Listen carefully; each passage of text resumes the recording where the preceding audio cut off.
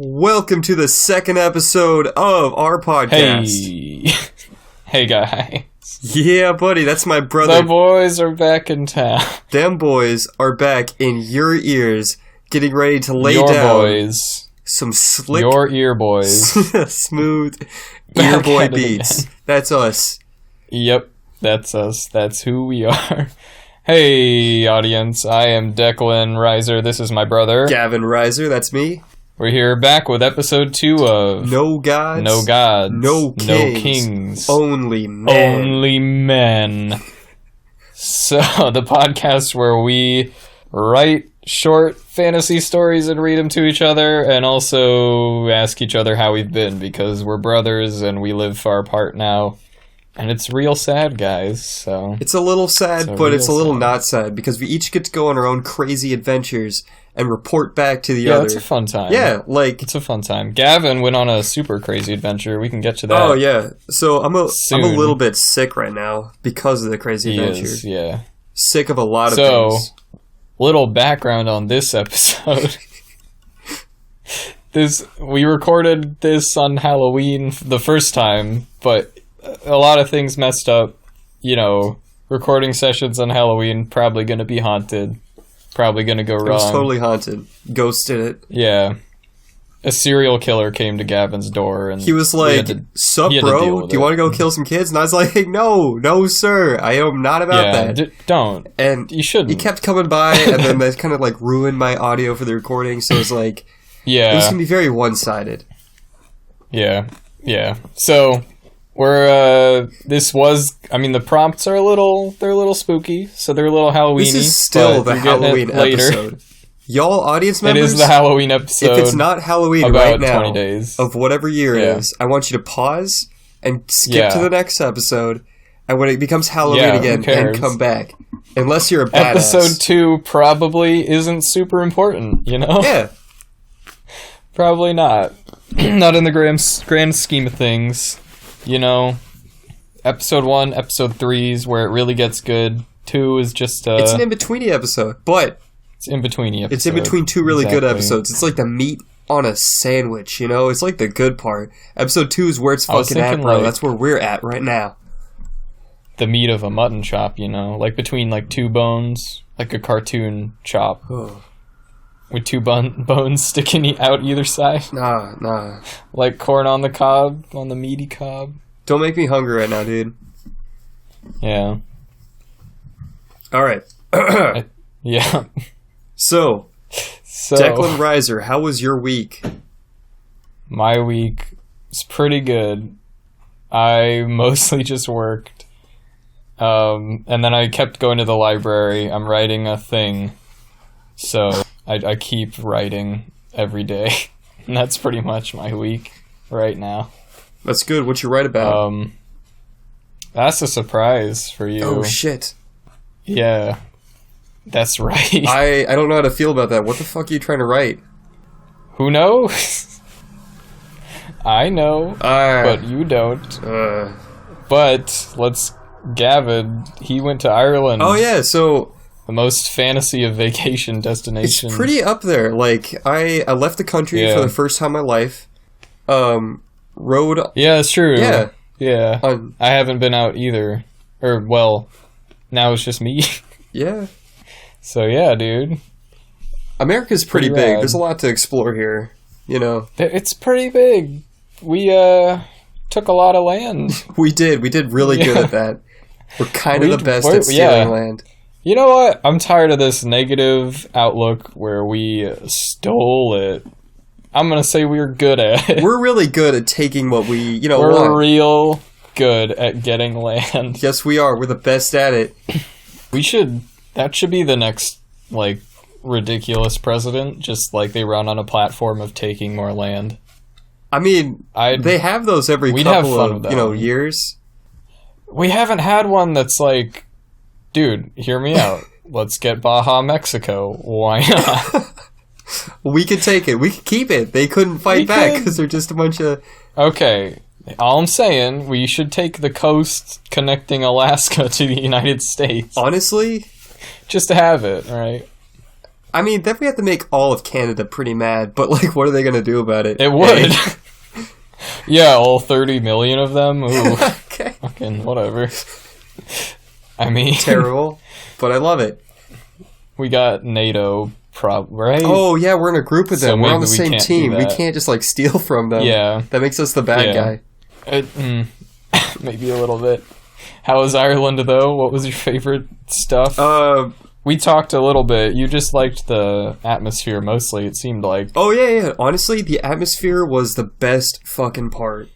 I mean, beautiful place. The air is so pure and so clean, especially compared to down here in California, where we've been having all those fucking wildfires, man.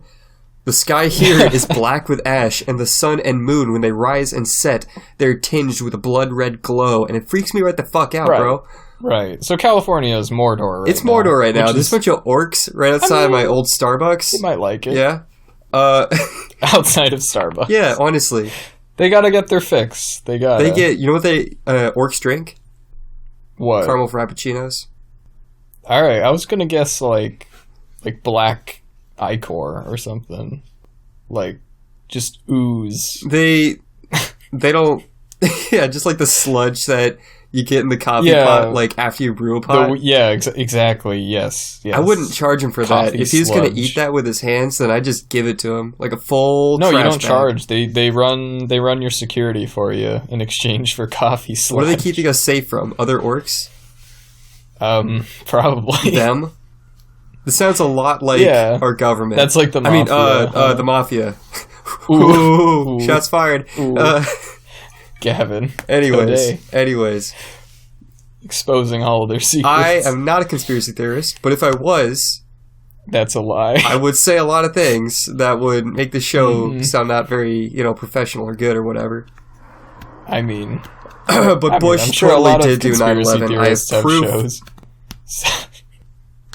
Only he has Not proof. only Gavin me, a lot of people do. It's fucking proof. everywhere. It's really easy to find. Just Google, who did 9/11? You'll probably get a picture of Bush. Anyways. Hey people.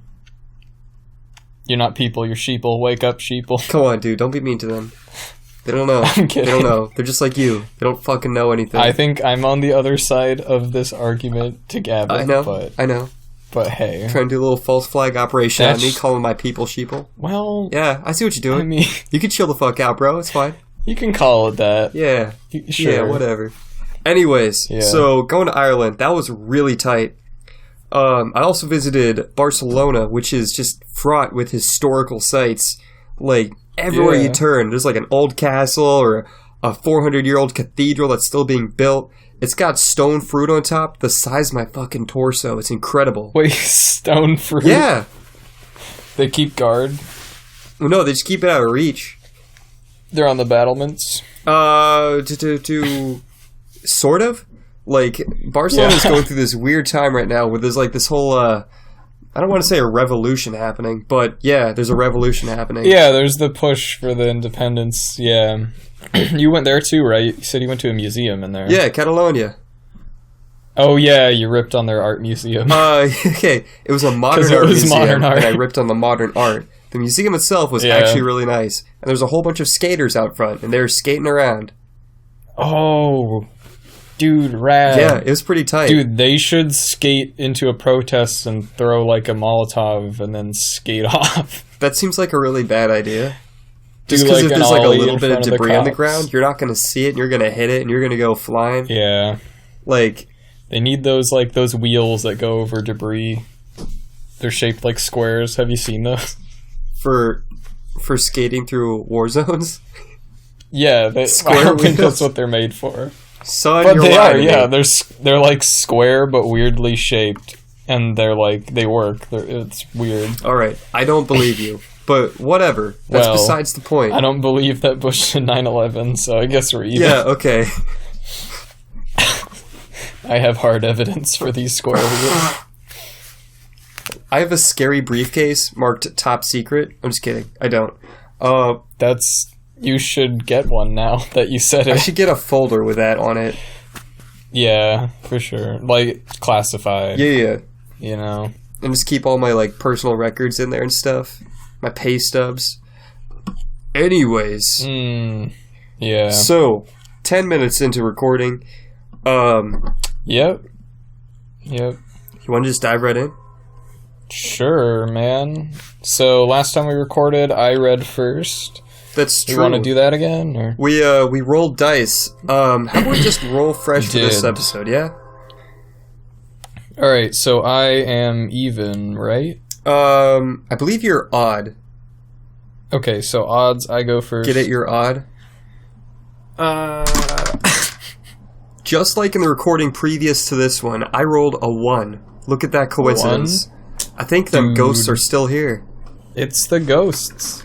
Oh, what if this is like a Groundhog Day episode and we record it over and over again? Until we get it right, so let's get it fucking right, bro.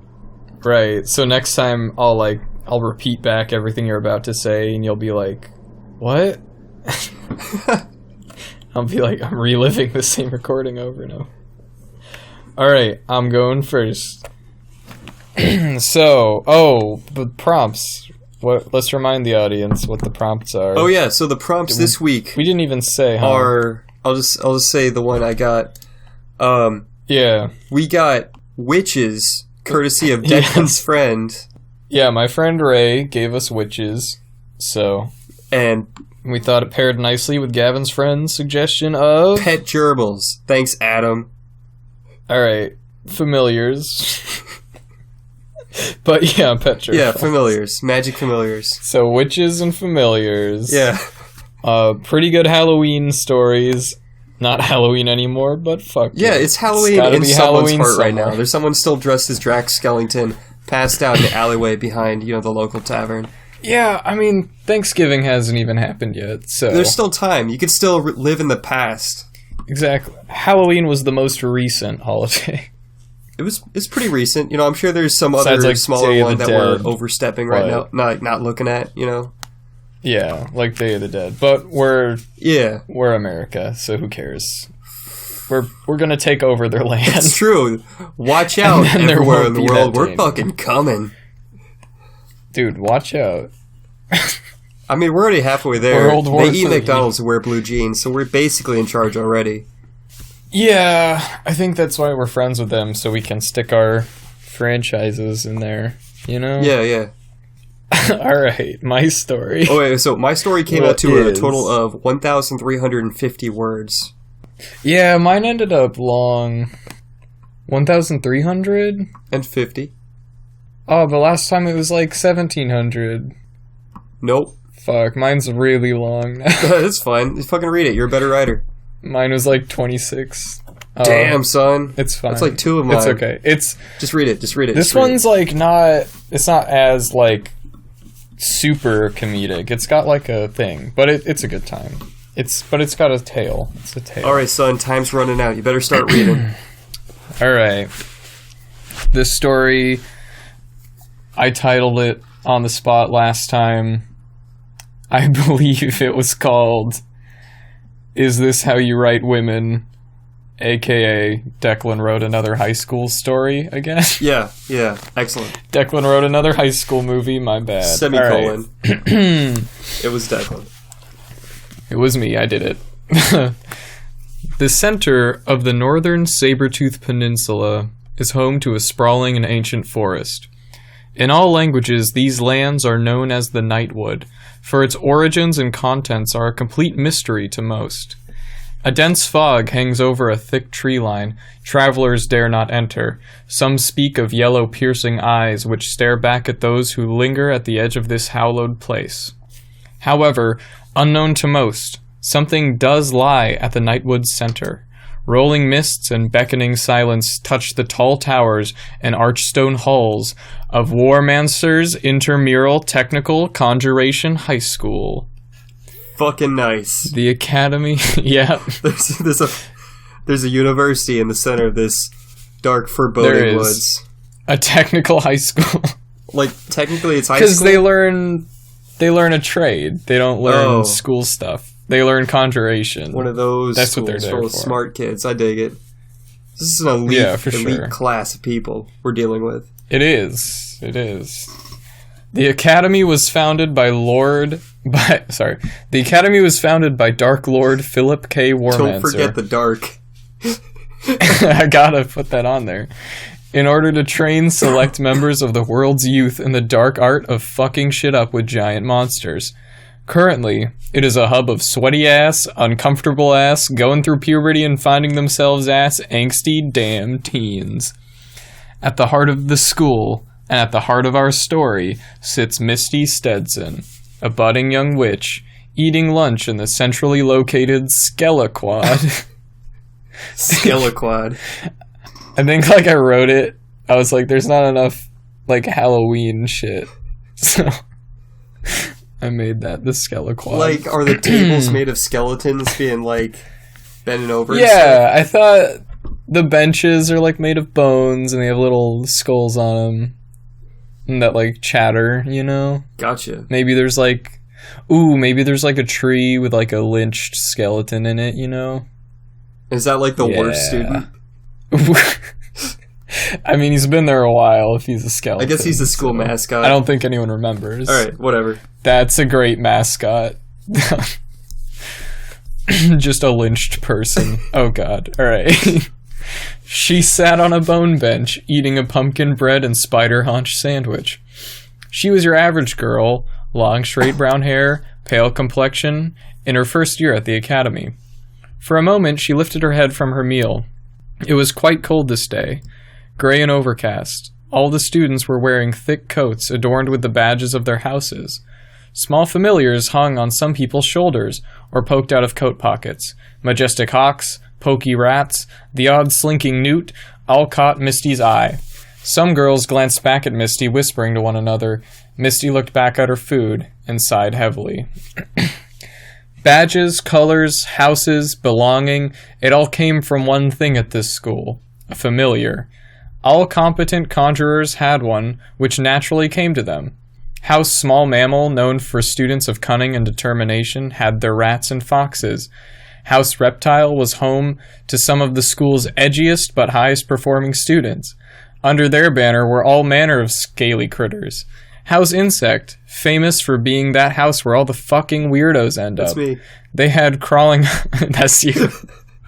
That's like... It's got some Weevil Underwood in there, let me just say. A little bit. Yeah. They had crawling umber spiders, flesh rot beetles, and those centipedes that are born with tiny wizard hats. Oh my god. The grand and old house. Yeah. That's my favorite creature. We need to write a story about those. They might come back. I hope so. We might bring them back. Yeah.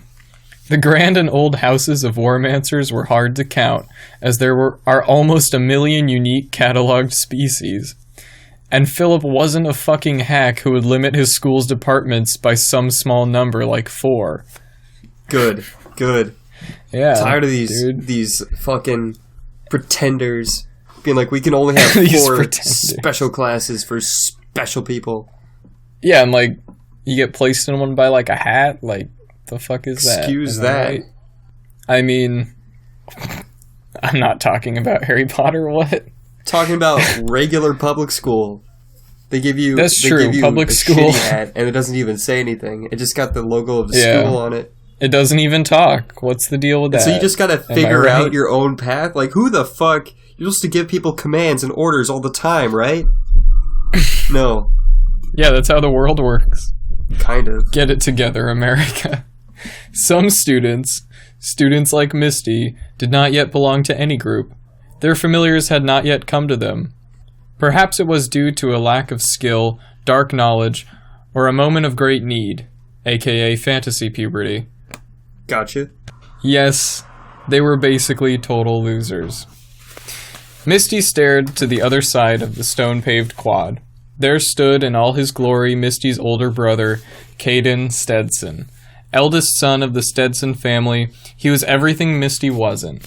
Popular, handsome, charming, student president of House Large Mammals, and to top it off, he had a majestic mare familiar, just like every member of House Stetson before him. The way his friends watched him as he talked was as if someone was constantly casting a damn aura charm on him. Haha. Wow. The clawing voice took Misty right out of her thought. How does such a loser have a brother that hot, ladies? I mean, I just don't get it. Misty turned to the smug face of Dana, meanest bitch and house reptile. She was flanked by her cackling cronies. Cackling crones, more like it. Oh, dude, that's super witchy. I didn't even know.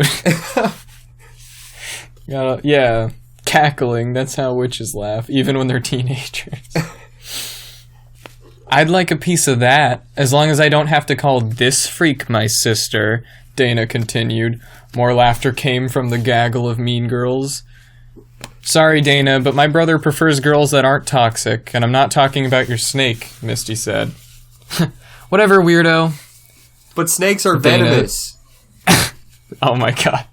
Dude, we gotta get those animal facts in where we can. We shouldn't be spreading misinformation. You can't fuck with my animal facts, son. Yeah. Whatever, weirdo. Dana and the others began to walk away from Misty. Dana turned around and briefly said, "Just you wait, Stetson. One of these days I'll have that boy wrapped around my finger." At this comment, her dark green snake familiar coiled around her outstretched arm to emphasize the point. They both hissed simultaneously. Misty was left fuming. She didn't get why some girls had to be so mean. I mean, seriously, students stay at this boarding school year-round. It's not like their parents have time to molest them. Forgot I wrote that. Holy shit. Oh. Yeah. Okay, because that's always the excuse for bullies, right? Am I wrong? No, that's pretty accurate. That happens a lot, apparently. Yeah. Have you, like, Stephen King? Every time. Alright. A ghostly voice spoke to Misty from nowhere. I know it seems tough, kiddo, but you know what I always say. The translucent figure of a scraggly man wearing a tunic with the words, "Fuck Guardsman" printed on it, floated from out of the ground in front of Misty. He had a noose tautly affixed around his neck. Oh, is he the guy in the tree? You just have to... No, that's not in the story. So he's got a noose around his neck. You just have to hang in there. Thanks, ghost janitor. I'll keep that one in mind, Misty said with a sigh. All of the school's janitors were ghosts. They kept the school clean by cleaning messes which were made in the past, thus making it so the school had always been clean. They also liked to think that they were sort of parental figures in all the students' lives. In reality, though, no one wants advice from some guy that, first of all, died, and second, ended up becoming a janitor. Misty began... Dude, they're mean. These kids, they're mean. Yeah, a little bit. Yeah. I guess this comes with going to, like, a dark art school. Yeah. It's true. Yeah, dude, they go pretty hard, so... And their headmaster's like a villain, so... Misty began packing up her school bag. I gotta get to class, she said, standing up and slinging the book bag over her shoulder. Keep it surreal, Mr. G. Will do, Mr. Ghost wailed back as she paced away. Mr. Ghost. That's... I don't think they're all named that, but... It's just that guy. Like, in life, his name was Mr. Ghost. Oh, that's pretty cool. He just knew it was gonna happen. Kind of a self-fulfilling prophecy. Yeah, we should make, like... You should name your kids, like, give them Ghost as their middle name. So they're, like, guaranteed to, like, be ghosts. I kind of don't want that for my kids. I would love to be a ghost, so... I'm good. You know why, Why? Kevin? Why do you want that? Free movies. Moving on. Fair enough. Misty paced quickly through the high-vaulted stone halls of Warmancers. She made her way through the bustling crowd of students and arrived at her fourth period class a little early as usual. The classroom had almost no windows. It had a low ceiling and walls made of dark stone covered in dripping vines. A bubbling cauldron emitting green light stood at the front of a bubbling cauldron emitting green light stood in front of a chalkboard at one end of the room. The rest of the space was filled with rows of desks facing the front. Once Misty walked through the door, a girl with thick glasses and curly black hair waved her down. At this sight, Misty felt a little relieved. It was Jane, Misty's best and only friend at this school. Misty made her way over to the seat next to Jane. Jane already had her pen and parchment out on her desk, ready for note-taking. "Hey," said Misty, unpacking her own supplies. "Hey, Misty," Jane said, looking back at her. "Are you okay? You look a little tight." Misty breathed out heavily.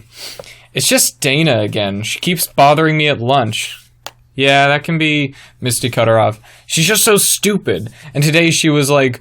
"Whoa," Misty began doing an impression of Dana. "I'll have him wrapped around my finger."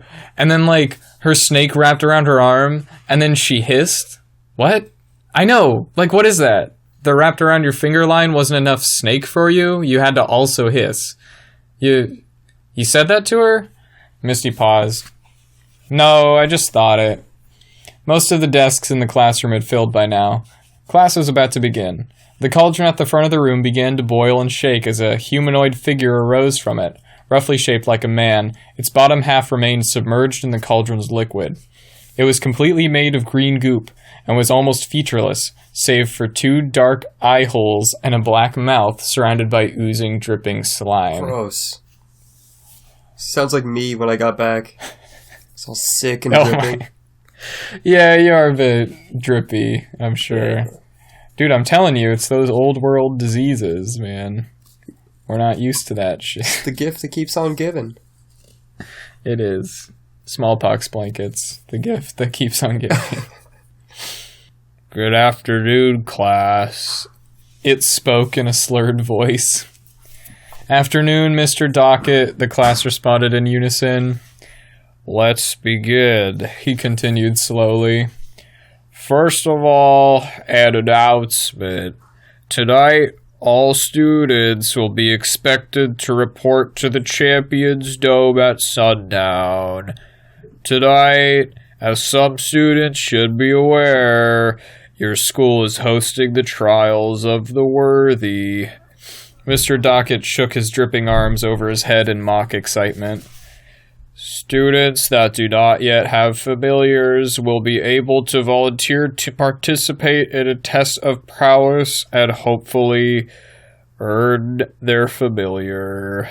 Oh my god. Jane looked excitedly over to Misty. Jane, some days into the term, had already acquired her familiar. A large spider, which she named Nelson. "Misty," she whispered, "that could be your chance." "Quiet down," Misty replied, looking around. "I'm just saying, Misty, you should volunteer." The two talked in hushed tones as Mr. Dockett droned on in lecture. "For what? So I get a familiar and suddenly I'm not a loser?" "You're not a loser, Misty, come on. Everyone says I am. I don't say that." "Of course you don't think I'm a loser, Jane. Your only friends are from House Insect," Misty snapped. Jane went quiet for a second. Damn, Misty. Yes. Get it together. Just, let that shit go and be friends with your friends. What the fuck? Teenage girls have a hard time of it, okay? It's rough. I was there once. You were never a teenage girl. That's not true. Moving on. "Yes, very good. Ringworms are a conjurer's greatest enemy," Mr. Dockett said. No. I think I wrote for the things that they conjure for themselves. Yeah, that's exactly, yeah. Because, I think... It goes either way, I guess. An animal's greatest weakness is a conjurer's greatest weakness. Huh. "I just think you should try something instead of just brooding all the time, okay?" Jane said. "I don't just..." "Whatever," Misty said finally. Dejected, the two stared ahead and took notes the rest of the lecture. Jane got up from her desk first. "I'll see you at the assembly, I guess." She walked away before Misty could say anything more. As sundown approached, the entire school flooded into the Champions Dome.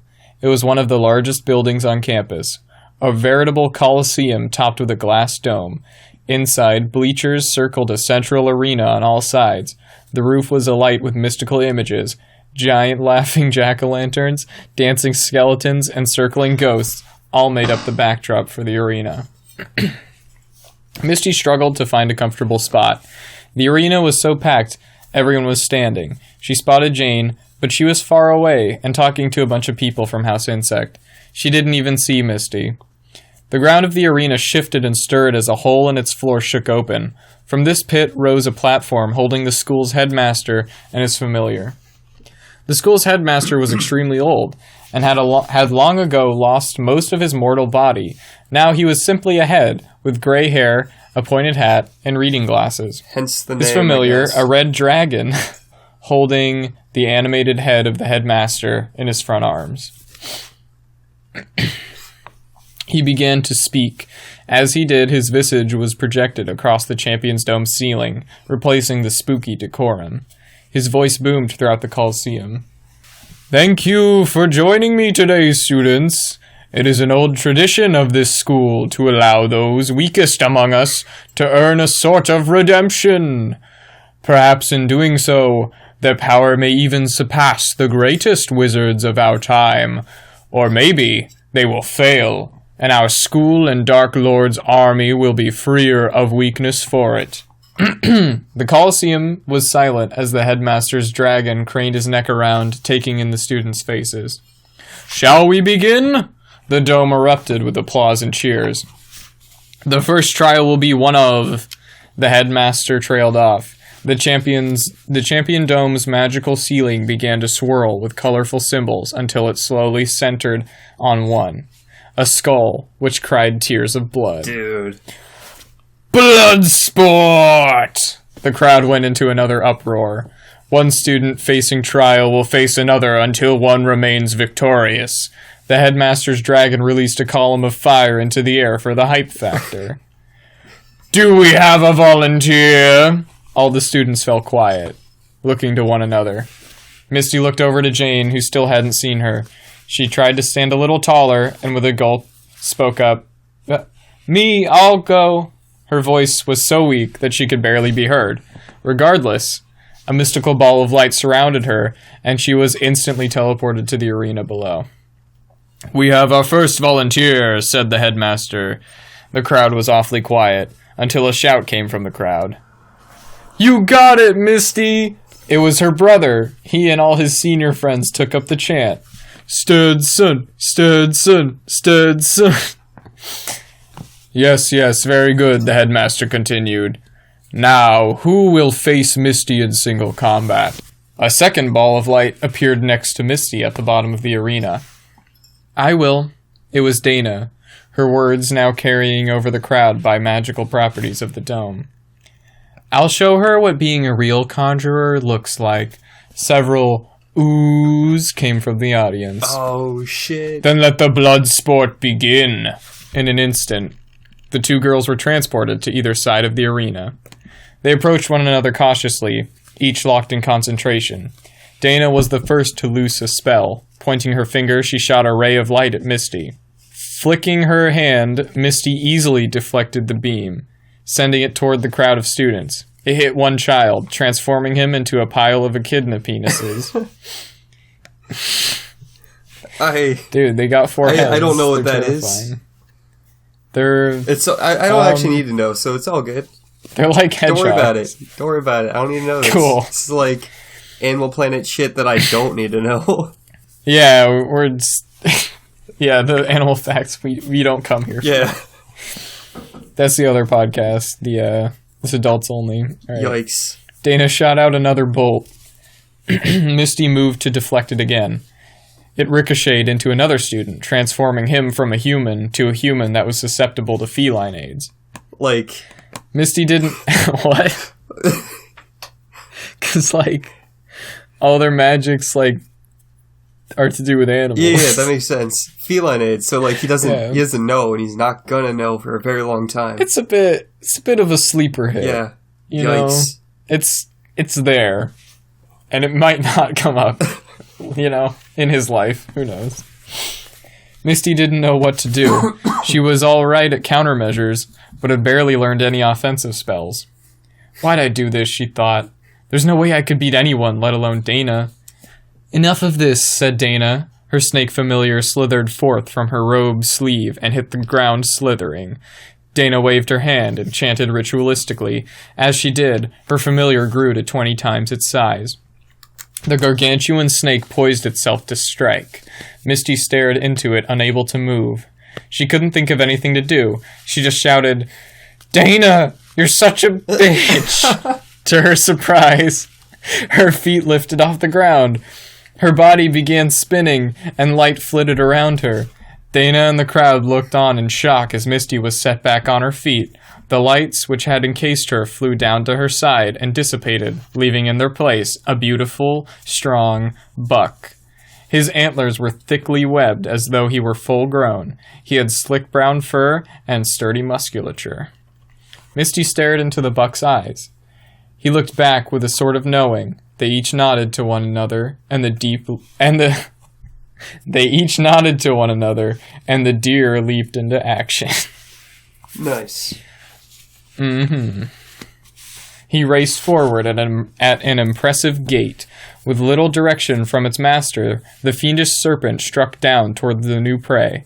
Its body coiled over itself as its head nearly crashed down onto the deer. The buck leaped at the perfect moment, however, bouncing off its skull. It continued its forward run until it reached Dana. He turned around and straight donkey kicked her in the chest. Dana fell unconscious to the ground, her snake shrinking back to its original size. After a pause, the crowd went wild. Students poured over the side of the arena, cheering all the while. Misty's brother and the other members of House Large Mammals reached her and took her onto their shoulders. "I think he needs a name, sis," her brother told her. Misty looked at the majestic creature which was trailing beside her. "I like D'Artagnan." Through the crowd, Jane approached Misty. D'Artagnan. "You did great." Yeah. Listen, I wrote this before season 2 of Stranger Things came out. So, have you watched it yet? I've seen the first episode, but other than that, okay. Who the fuck is D'Artagnan? They name their, like, ETS side alien plot. They named the alien D'Artagnan, but whatever. Fuck. I just thought it was a cool name. We did it first. Yeah, we did it first. You heard it here, folks. Through the crowd, Jane approached Misty. "You did great." Misty was set down in front of her. "Yeah, thanks, Jane. Listen, I'm really sorry I was so mean to you. I was probably just jealous. You're like the best friend I've ever had. We can all get that way sometimes. I'll always be your friend." The two smiled at one another, newly relaxed. Nelson had crawled into D'Artagnan's antlers, using them to make a little web. Aww. The girls laughed. Finn. Beautiful story. There you Beautiful ending. Yeah, how'd you feel about it? That was really sweet. I thought the ending... Did they kill Dana? Yeah. Did D'Artagnan kill Dana? I think she just gets knocked out. All right. But you know what? Maybe she has permanent brain damage. Yikes.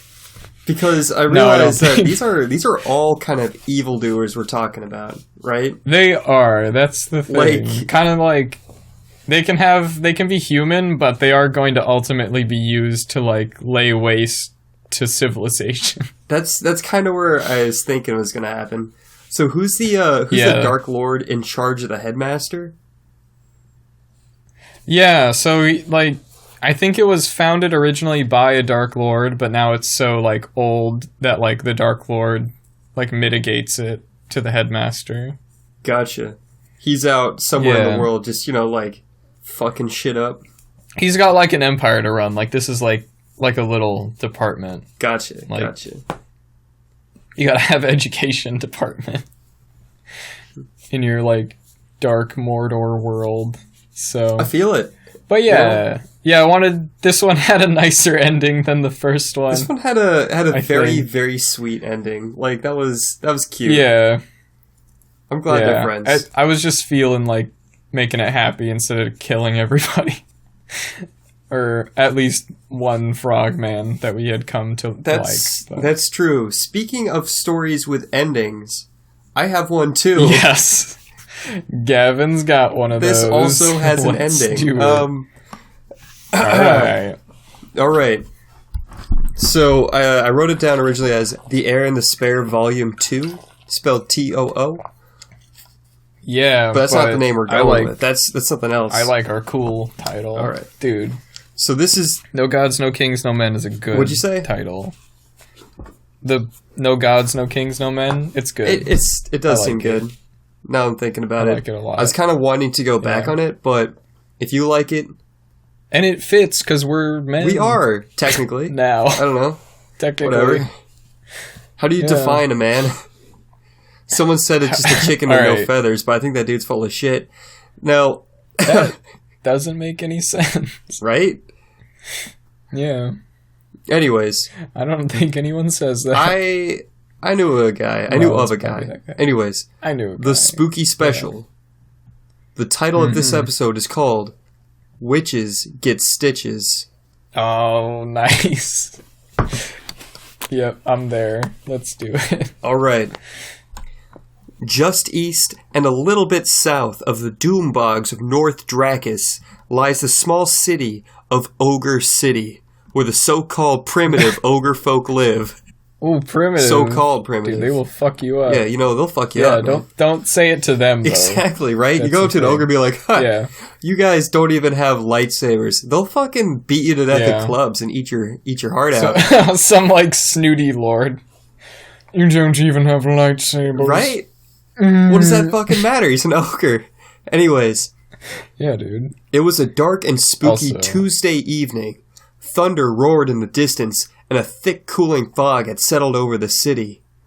A wagon, driven by Sargoth, the ogre, made its way up the twisting gravel pathway, guided by the fog-rending light cast forth by his own dope human skull lantern. Ooh. Right? That's pretty We haven't seen any humans in the story so far, just a human skull. I don't think they go to Ogre City. Probably not. You probably get your I think that's how murdered. You get fucked up. Yeah, that's how you get murdered, probably. Yeah. Oh shit, there it is, said Blake, the other ogre, from the far back of the wagon. Alright.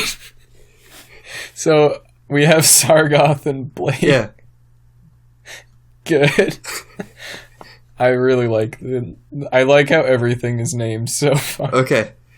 Sargoth lifted his gaze from the path before him to the spooky manor of Boob Lake. The lake was named Boob, for it was round, like a boob. Does it have a little island in the middle? Oh, that's where the manor is. Ooh, is it Areola Manor? It's, no, I didn't really get that in depth of the tit metaphor. Alright, we didn't go that far. Anyways, the manor, in stark contrast, was a tall, spindly-looking building with a past nearly as dark as its ancient, rotten black bog wood exterior. The crumbling gargoyles, once standing ever vigilant upon its pointed roof, now the homes of cute little bats and spiders that eat bats. Whoa, dude, they must be big. They're pretty big. There's only two of them. One for each half of the house. They don't fuck around. But they're still small enough that you don't see them coming. No, so, they just hide. Scary. They're probably hiding under for sure. some roof tiles. Maybe they got their own little cottage somewhere else. They just come and eat.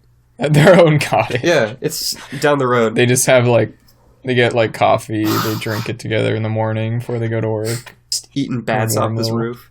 It's a living. Sorta. Alright, shattered and broken windows dotted the exterior wall, and dope red lightning brought the full silhouette into view. The boys halted their carriage and dismounted with a clack onto the moist gravel pathway. They peered through the fog at their destination and purposefully began unloading their wagon. Bruise? Sargoth said. Check. Blake confirmed. Dank moss? Sargoth said. Check. Blake confirmed. Hot ogre maidens? Sargoth said. Double check. 2 hot ogre maidens, Tina and Kalexor, said in unison. Nice. Were they in the trunk? Yeah, they're just chilling. Nice. They file out, clutching the goods, 2 casks of Battlebeard's Dwarven Stout with Wild Cherry, and 2 40-ounce bottles of Elizabeth's legendary Scale Ale, brewed in the dark, cavernous underworld, and only sold in small batches at music festivals. The boys had that the boys had acquired last summer and saved for such an auspicious occasion.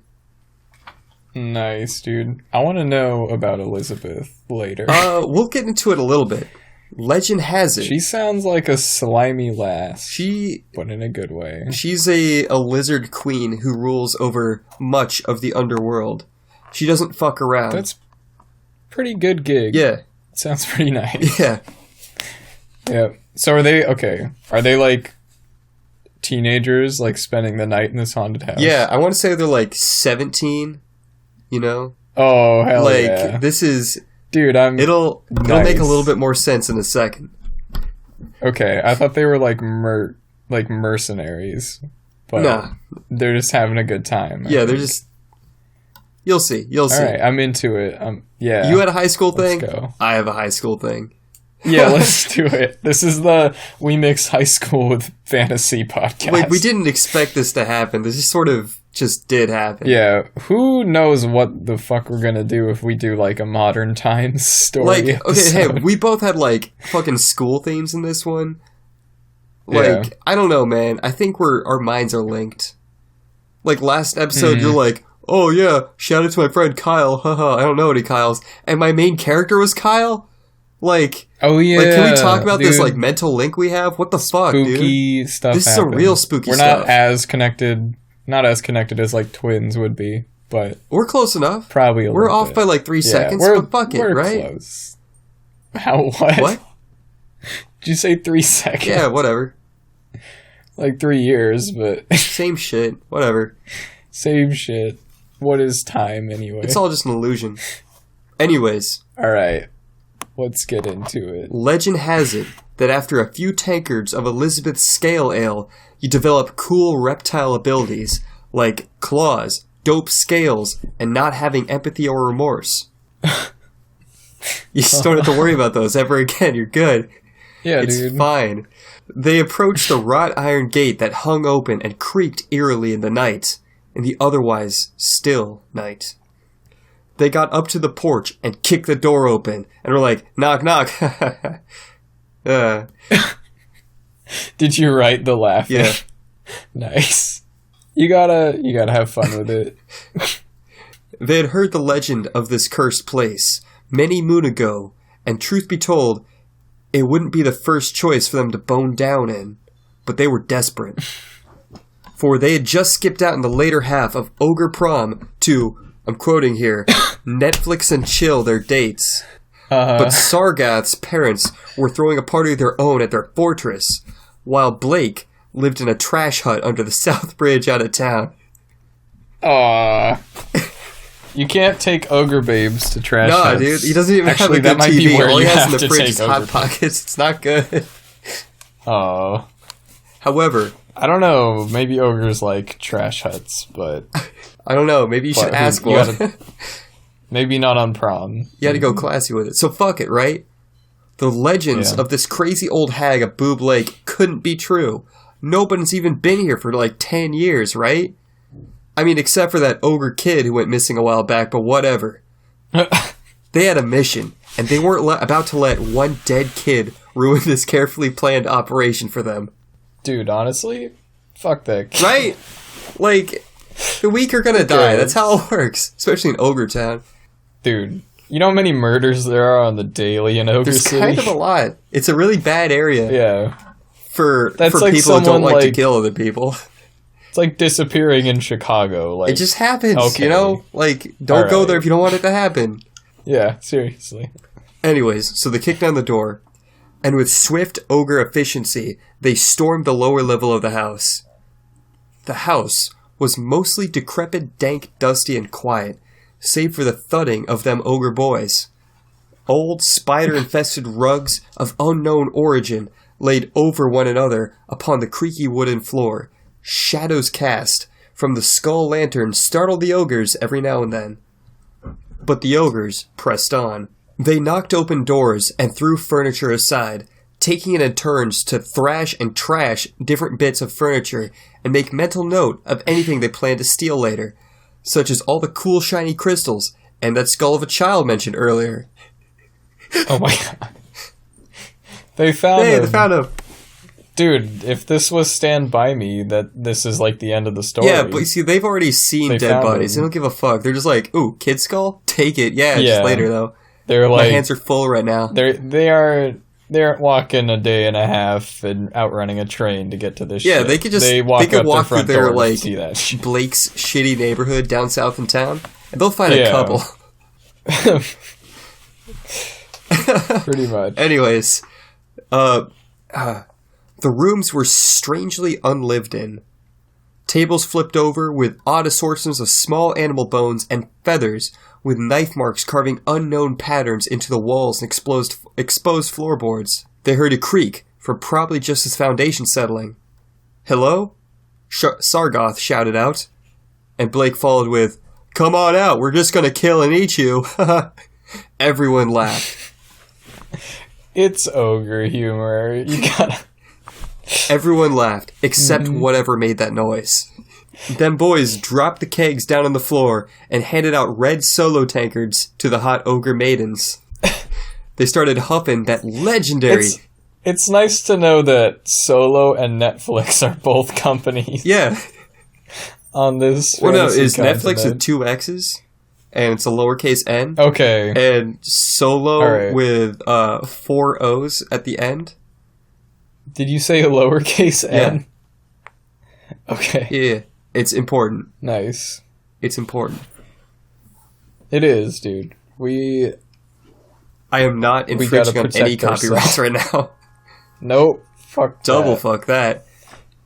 I don't think they can't copyright the phrase Netflix and chill until they're gonna come out with like a cringy marketing campaign for that,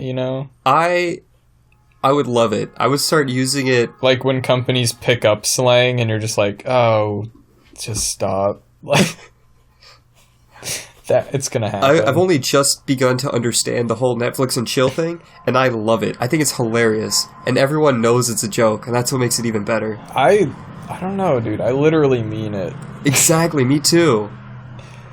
It's a nice activity. It really is. Yeah. Okay, let's get on with this small, comfortable party between close friends. Yes. About to bone down. Them boys dropped the kegs down on the floor and handed out red solo tankards to the hot ogre maidens. Then they started huffing that legendary dank moss from the Doom Bog. Nice. Yeah, dude, right next door.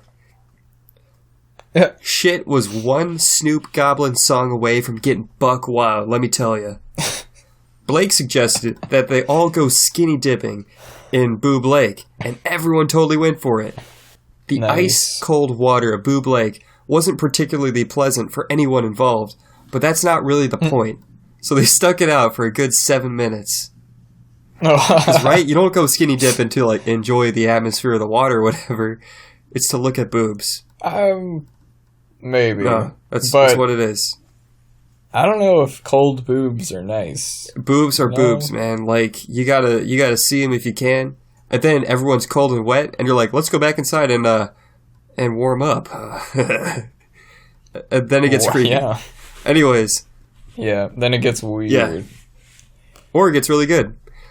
They go back in the house to dry off and get warm after looking at boobs, only to find their kegs are smashed and empty, and all their dank moss is just gone. No! Not the moss! It's just gone. Where'd it go? They were a mix of pissed, scared, wet, horny, and fucked up. A bad combination. That's a powerful combination. Dude.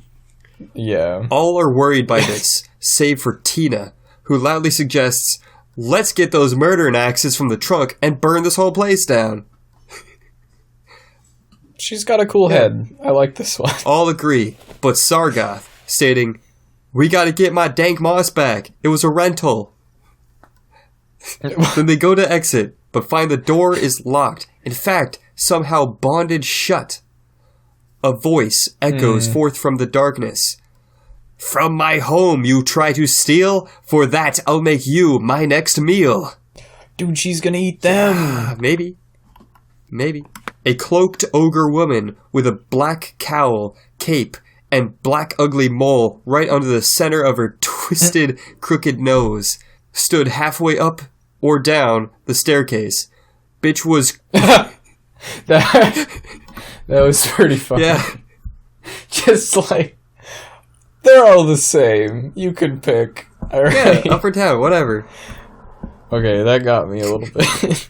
Bitch was casting magic into the air. Bolts of crackling purple energy dart to the far reaches of the room, lighting all the carved circles and loose bones they came into contact with. The scattered bones rattle and began pulling themselves into a writhing and twisting pile on the living room floor. Quotation marks around the word living. Ooh. They quickly became taller than the ogres and knit together into the rough shape of a giant biped with 4 arms, each holding a bone club. Dude. Its head. Are bone clubs just bones? Yeah, it's just bones. Nice.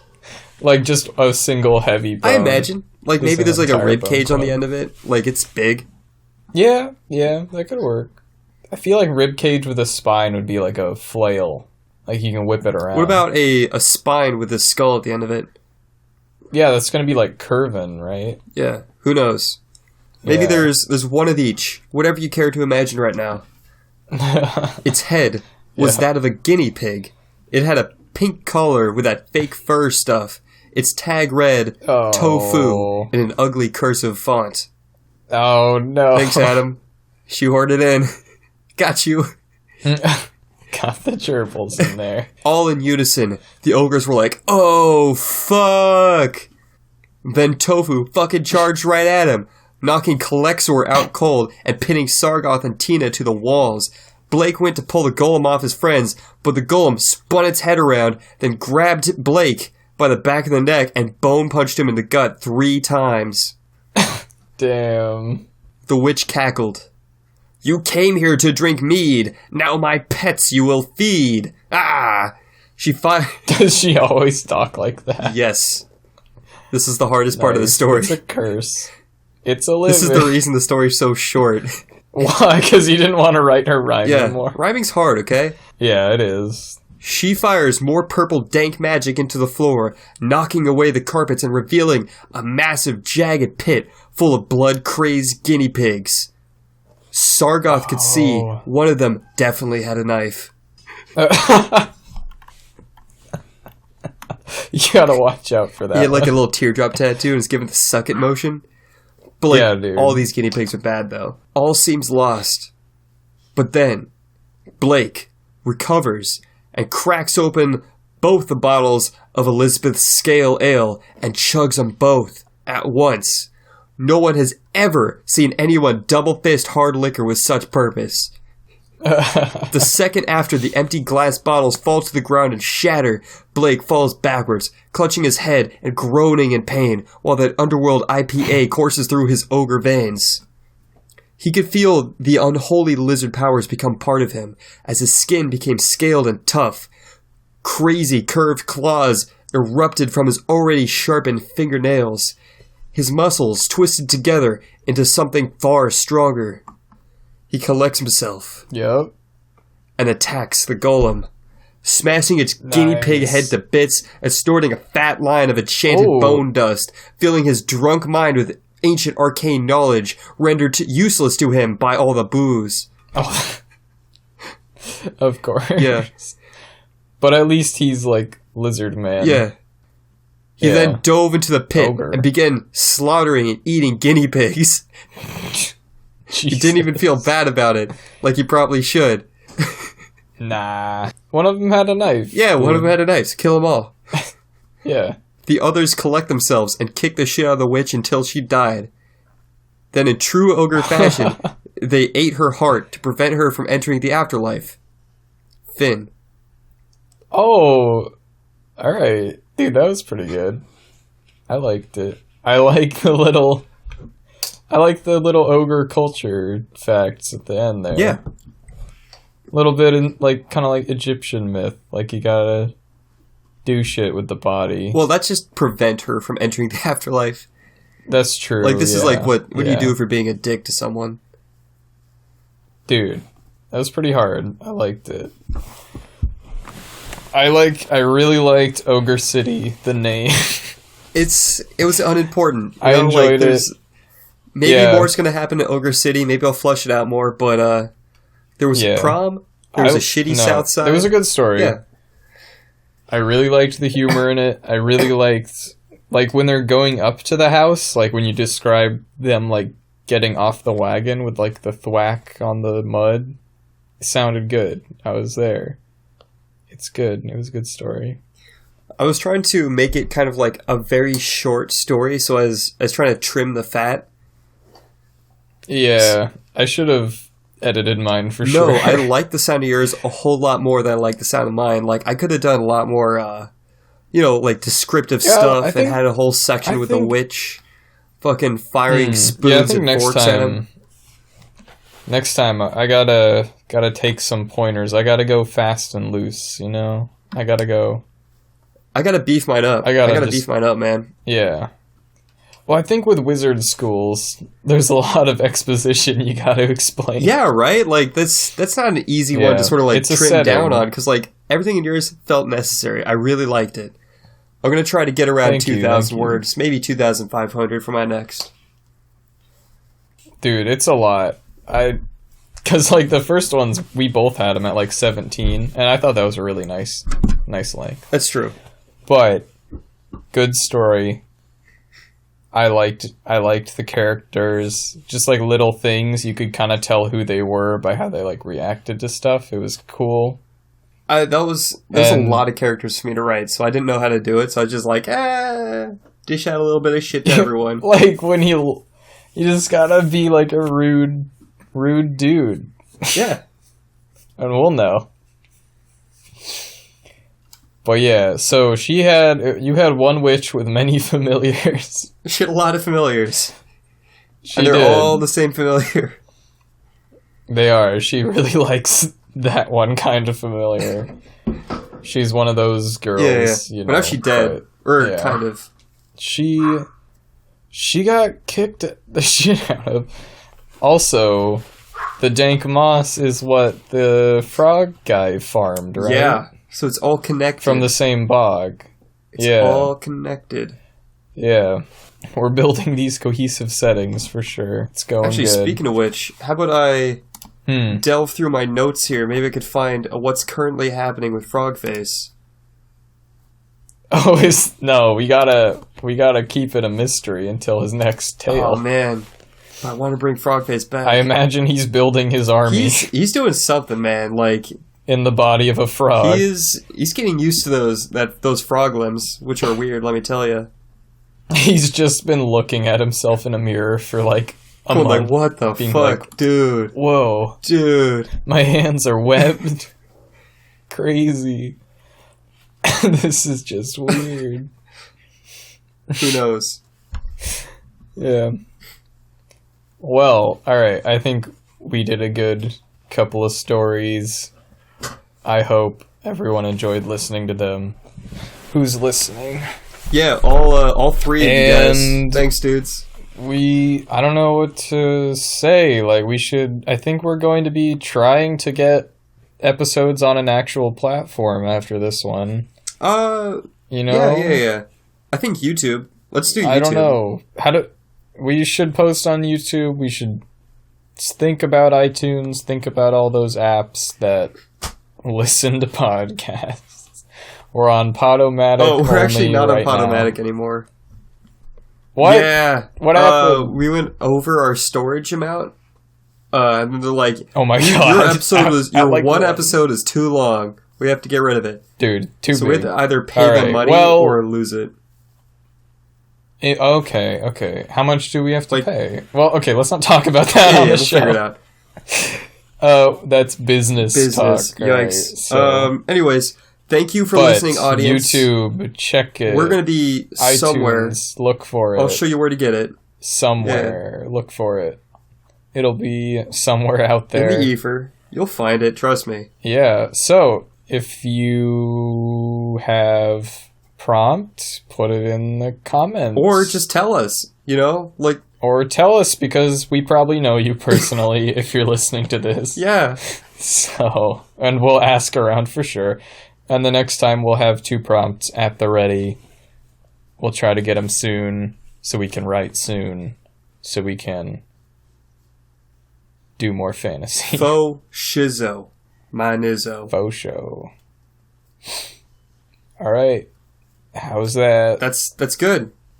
We good to go? We don't have a closing statement. I think we'll get there one day. Keep your third eye open for more episodes and maybe merch. I forgot about that. That is somebody sponsor us. I'd like to get some money doing this. Keep your third eye open. Yeah, I don't know who I would want to sponsor. Audible.com. I actually do use. All right. Well, all right. I'm already saying it. I actually do use Audible. I like Audible. Yeah, same. Audible's pretty tight. They're not sponsoring us, so. So whatever. Let's just. Don't even try it. I mean, they could try it. They could. Literally anything. Mm-hmm. Yeah. I mean, it's America. Well, not everywhere is America. Basically, everywhere is America.